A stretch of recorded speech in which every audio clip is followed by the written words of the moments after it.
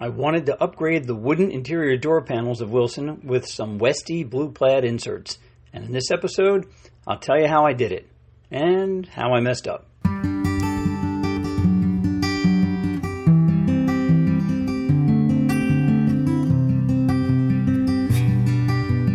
Welcome back to the Wilson, the VW Bus Podcast. I'm your host, Joe, and this is Wilson, my 1967 VW camper bus.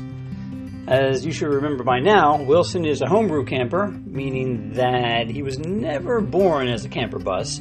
Originally, Wilson was a pearl white panel bus with no side windows, but over the years he has acquired 6 hair jalousie windows, 3 on each side, a jump seat behind the driver's seat, Wilson is a walkthrough, and a Westphalia blue-plaid rock and roll bed to upgrade him to what we now call a homebrew tin-top camper. Of course, the headliner is made of wood, as are the door and interior side panels. I rebuilt those interior panels last year from some birch, using the ones that came with Wilson as templates, but then I decided to put a compatible vinyl plank floor in the back of the bus to match. So for the past 2 years, that's how the interior pretty much looked, and I was happy with that, or so I thought. You see, I kept finding these images all over the old internet of VW buses and campers that had some real nice cloth-covered accent panels on the wood panel doors. And once I saw them, I couldn't get them out of my head. Sketched up a few drawings and used digital photo editing software to create a pretty good sample of how the door panels might look if I covered the middle third with some material. Part of the problem, however, is that there isn't a lot of material that goes with my Westy blue-plaid seat covers. You know what I mean, right?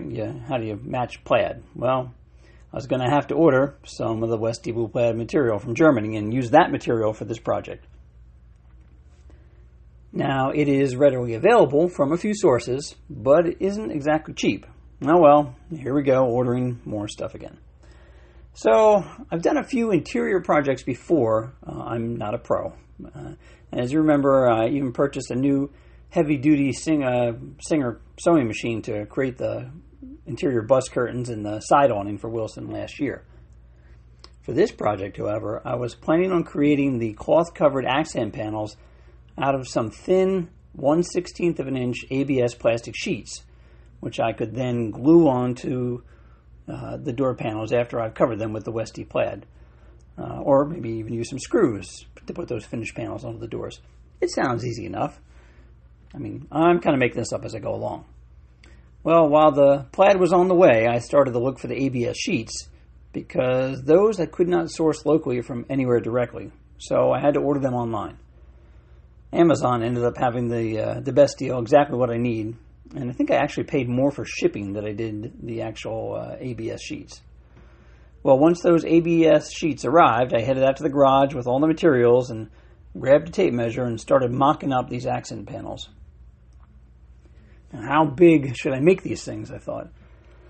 Most of the examples I found online seemed to cover the middle third of the cargo doors, so that's where I thought I would start. I opened the doors all the way and started measuring out with the blue planer's tape and trying to get a visual of what it might look like. I mean, there isn't really a right or wrong to this project. It's all in the eye of the artist or creator or fabricator or whatever I'm considering myself to be at this point. After a few hours, and yes, I was playing with these measurements for about 2 hours, I finally got them to where I thought I wanted them to be. So then I measured up the front cargo door piece and cut out a piece of the ABS sheet with a utility knife. That was pretty easy. Didn't give me any problem at all cutting that. So I made a small square notch, a little recess to go around where the handle and the door latch is. But otherwise, it's just a rectangle. So I also rounded the corners a little bit with some 80 grit sandpaper so as not to have any sharp points of the ABS that might poke through the material once I covered it. I also removed my door table completely, taking the measurements of where it was going to be reinstalled after the new cloth-covered ABS panel was going to be put back on. So I rolled out the Westy blue plaid and then immediately noticed a little something that was going to drive me nuts. I'm not sure if I just got a piece that was like on the end of the roll or a blemish piece, but the blue plaid definitely had a slight wiggle to the otherwise straight lines of the plaid on one side of this roll. I could work around it, but there was going to be a large section of this material, expensive material, that I was not going to be able to use.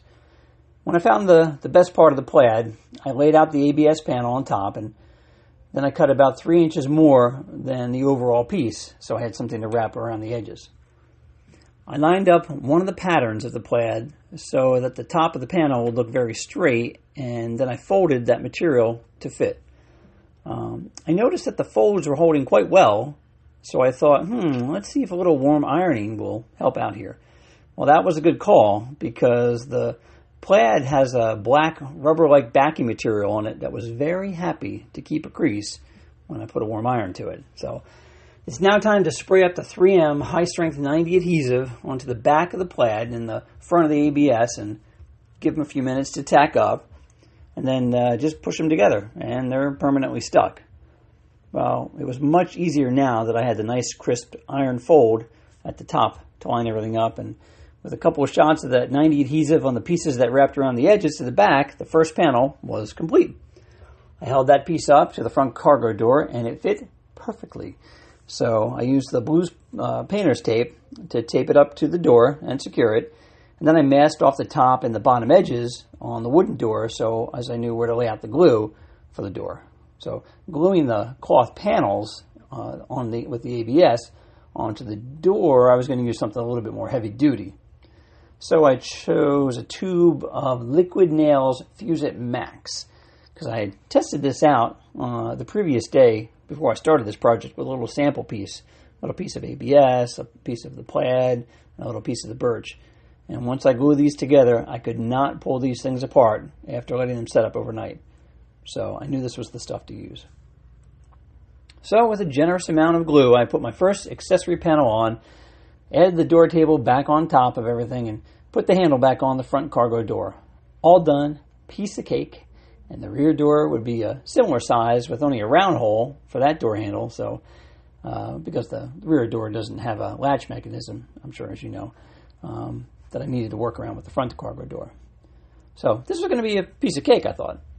Another little tricky part, however, was that I wanted to make sure that the plaid pattern from the first door matched on the second door. And if you know plaid, you can just imagine it's not exactly the same. It has a bunch of different sort of patterns to it. So I basically found a row that I gave it a little nickname, and I called it the light blue box row. And I made sure that that material that I was using, that aligned and looked just right. So if you stare at plaid long enough, you start to see these patterns, and it wasn't very difficult to do, but I could have easily overlooked it if I wasn't paying attention, and then that definitely would have been noticeable in the end result. Now, you may not know this, but the front and the rear doors are not exactly the same size on a split window bus. But I remember this from when I made my curtain rods, so I double-checked all my measurements, and I made the cargo door panel number 2, the ABS sheet, in no time at all. Applied my perfectly aligned blue plaid material, masked up the door with my blue painter's tape, and glued it on just like I did for the front cargo door, and it looked great. I was so proud, and so now all I had to do was just check it out from inside the bus. So I climbed in and I shut the doors. I turned around and, the panels don't line up. I was feeling so confident that I accidentally messed up my measurements, and I mounted the rear cargo door a perfect inch too low. Oh, great. As quickly as I could, I pulled that glued panel right off the birch and wiped the wood door panel down with the closest thing that I had within reach, which was a rag soaked in rubbing alcohol. Luckily, this worked out quite well, and it hadn't done any damage to the birch door panel at all. The new plaid ABS panel was junk, however, because that round hole I had to cut for the rear door handle was now in the wrong place. So I used the outside as a template and made a brand new one, only this time I made the door handle hole in the correct place before testing it and then gluing it all together and attaching it to the rear cargo door. I shut the doors, and from the inside, they were in perfect alignment, just as I first intended, but screwed up. So, great. Now on to the two front doors. For the front doors, I again sat in the garage with the tape measure and the painter's tape for way too long, trying to get a size and a design that I liked. I ended up masking up the ABS panel with a straight line on top, and then about 10 inches tall when measured from the back of the door panel, but the front was taller, and it would curve down and follow the shape of the door, that curved shape right where the front door sort of curves down and dips down right by where your knee is. So it almost looked like an inverted frying pan. I would say that these were much more difficult to create simply because of the design element, but that process was basically the same in creating the ABS sheets for both the left and the right doors. I ended up gluing them to the birch panels and then wedging various blocks and other items and screwing them to the doors. And then I wedged a bunch of things between the seat and the doors to make sure that they were all pressed up nice and tight when the glue was setting up. The next day I was happy to see everything stuck in place with no issues, and it was a real confidence builder for a novice interior designer such as myself. Now, I had a couple of scraps left over of the Westy blue-plaid material, and who am I kidding? I've got like a giant roll of this stuff now hiding in my office closet. Anyway, I took a piece that was folded up that I had used just to test out on the ironing, and I realized this would probably be a perfect little document holder for my insurance and registration cards, or any little receipts I might have. So again, I used that iron to create the creases and made them perfect, and then I glued some the rubber backing material, kind of a little fold in the back with two small folds where I had some little magnets, and I sewed that all together. So now this new piece goes on the interior of the bus and fits perfectly on the large overhang, the overhead air vent on the bus up the top by your head. And it breaks up that large white piece of metal with a little matching blue plaid now. So I've seen many people cover this little vent with stickers and magnets and magnetic beer can openers, and yeah, you know who you are.